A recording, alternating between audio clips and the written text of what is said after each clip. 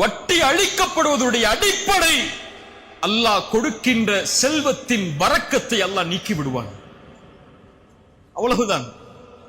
செல்வம் கோடி கொடுக்கப்பட்டாலும் அதில் அல்லாஹ் அவனுடைய அபிவிருத்தியை நீக்கிவிட்டால், அவனுடைய அருளை நீக்கிவிட்டால், அதனுடைய இலக்கு முடிவு அழிவுதான்.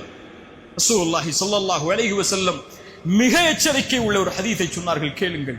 இன்று நாம் எண்ணக்கூடிய எல்லா கேள்விகளுக்கும் பதில். வட்டி வாங்கினால்தான் பில்லியனராக ஆக முடியும் என்ற ஒரு எண்ணத்தில் நாம் இருந்தால், அவர்கள் மட்டும் எப்படி செல்வத்தை அதிகரித்துக் கொண்டே போகிறார்கள் என்ற எண்ணத்தில் இருந்தால் இந்த ஹதீஸை கேளுங்கள். அல்லாஹ்வுடைய தூதர் ஸல்லல்லாஹு அலைஹி வஸல்லம் சொன்னார்கள், அல்லாஹ் ரப்புல் ஆலமீன் ஒரு அடியான் பாவம் செய்யக்கூடிய நிலையிலேயே அவனுக்கு அல்லாஹ் அருள் செய்கிறான், அதிகரித்துக் கொண்டே அல்லாஹ் செல்வத்தை பெருக்கிக் கொண்டே வருகிறான் என்பதுடைய அடையாளம் அல்லாஹ் அவனுக்கு உதவி செய்கிறான் என்பதல்ல, அல்லாஹ் அவனுக்காக அவகாசம் அளிக்கிறான்.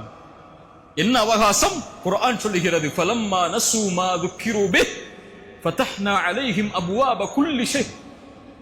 அல்லாஹ்வுடைய நினைவை விட்டு ஒரு அடியான் நீங்கும் போது அல்லாஹ் எல்லா வாசல்களையும் திறந்து வைப்பான். என்ன வேண்டும்? எதற்காக நீங்கினாய்? செல்வத்திற்காகத்தானே எடுத்துச் செல், உலக தேவைகளுக்காகத்தானே எடுத்துச் செல். அல்லாஹ்வை மறந்து, குர்ஆனை மறந்து, ஹதீஸை மறந்து இந்த துன்யா தான் உனக்கு வேண்டும் என்றால் இதோ தருகிறேன் என்று விரித்து விடுவான்.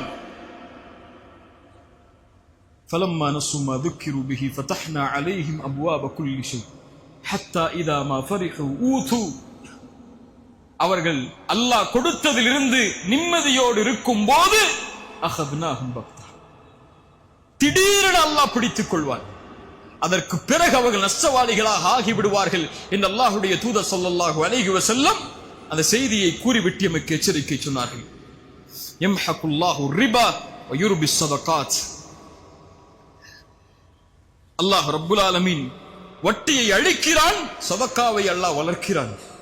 வட்டி எந்த செல்வத்தில் சேருகிறதோ அது உயர்வது போல் இருந்தாலும் அதை அல்லாஹ் அழித்து விடுவார் ஒரு நாள்.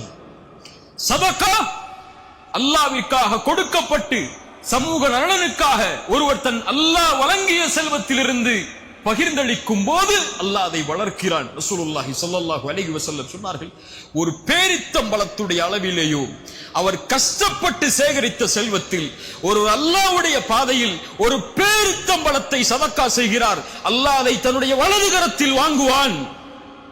எப்படி நீங்கள் ஒரு குதிரை குட்டி ஈன்றால் அதை வளர்ப்பீர்களோ அது போன்று அல்லாஹ் வளர்த்து உஹதுடைய மலையளவு கூலியாக நாளை மறுமையில் அல்லாஹ் உங்களுக்கு அதை தருவான் என்று அல்லாஹ்வுடைய தூதர் ஸல்லல்லாஹு அலைஹி வஸல்லம் சொன்னார்கள். யுர்பிஸ் ஸதகாத், அல்லாஹ் சதகாவை வளர்க்கிறான். கொடுங்கள், அல்லாஹ் கொடுப்பான்.